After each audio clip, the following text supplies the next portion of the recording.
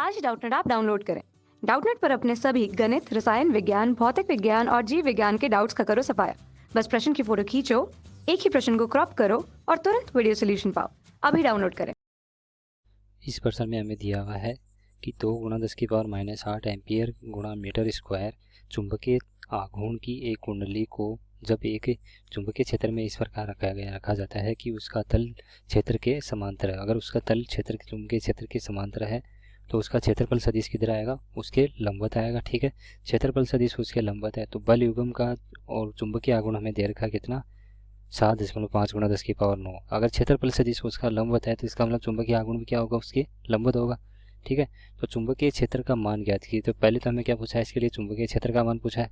और यदि कुंडली का क्षेत्रफल हमें दे रखा है 1.5 सेंटीमीटर की स्क्वायर है तथा पैरों की संख्या 12 हो तो उसमें बहने वाली धारा का मान क्या होगा? तो इसमें जो बहने वाली धारा है उसका मान क्या होगा, ये हमें बताना है इसके लिए। तो यहाँ से हम देखते हैं पहले क्या हमारे पास क्या है, एक तरह से चुंबकीय क्षेत्र मान लेते हैं इस तरह से। ठीक है, अब चुंबकीय क्षेत्र इसमें इस तरह से है और यहाँ पे क्या है, इस एक चुंबक को इस प्रकार, कुंडली को इस प्रकार रखा जाता है कि उसका जो तल है वो क्या है, एक तरह से उसके मतलब समांतर है चुंबकीय क्षेत्र के। अगर उसका तल उसके समांतर है तो उसका क्षेत्रफल सदिश किधर आएगा? उसके लंबवत आएगा। इसका मतलब उसके बीच में कितना कोण है? 90 डिग्री का कोण है। ठीक है, चुंबकीय क्षेत्र तथा उसके चुंबकीय आघूर्ण के क्षेत्रफल सदिश के। ठीक है, और यहाँ से जो बल आघूर्ण आएगा तो बल आघूर्ण किससे निकालेंगे? दाहिने हाथ के अंगूठे के नियम से, यानी एम सदिश क्रॉस बी सदिश। अगर एम सदिश क्रॉस बी सदिश आएंगे तो वो क्या आएगा? ऊपर की तरफ आएगा, या तो इसमें धारा इस तरफ से जा रही है तो। ठीक है, और अगर इस तरह से क्लॉकवाइज में जा रही है, यानी जो जिसको बोलते हैं दक्षिणावर्त दिशा में जाएगी तब क्या नीचे की तरफ आएगा, और अगर उसमें उसके तरफ जाएगी तो वो क्या आएगा? ऊपर की तरफ आएगा। ठीक है, तो यहाँ से इस तरीके से हम यहाँ बताते हैं। तो यहाँ पे टॉ बराबर क्या होता है हमारा? एम सदिश क्रॉस बी सदिश होता है। टॉ बराबर एम सदिश क्रॉस बी सदिश, तो यहाँ पे अगर इसको लिखते हैं तो ये हो जाता है M B sine theta.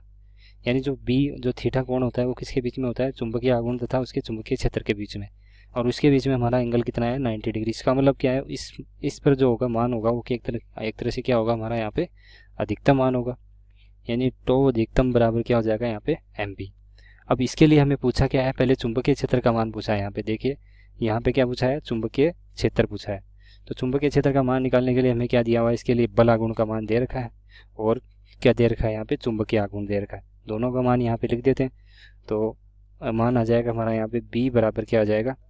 Tau अधिकतम, टाउ अधिकतम बटा क्या हो जाएगा? यहाँ से टाउ अधिकतम बटा एम हो जाएगा। ठीक है, टाउ अधिकतम बटा एम। तो यहाँ पे अगर इसका मान अगर रखते हैं तो ये हो जाएगा 7.5 गुणा 10⁻⁻9 बटा चुंबकीय आघूर्ण का मान कितना है? 2.5 गुणा 10⁻⁸। 2.5 गुणा 10⁻⁸। ठीक है, अब यहाँ से अगर इसको अगर हल करते हैं तो ये मान हमारा यहाँ पे आ जाता है 0.30 न्यूटन प्रति एम्पियर मीटर, या टेस्ला भी कर सकते हैं इसको। ठीक है, तो इस तरीके से हमारा क्या मान हो जाएगा? ये मान हो जाएगा। ठीक है, बीच चुंबकीय क्षेत्र का मान तो ये हो गया। अब बात करते हैं, हमें किसके पूछी बोलिए? धारा का मान और पूछा है इसके बारे में। तो हमें बताया इसका चुंबकीय आघूर्ण जो होता है वो क्या होता है? एक तरह से उसमें प्रवाहित धारा तथा उसके परिबद्ध क्षेत्रफल के क्या होता है? गुणनफल के बराबर होता है।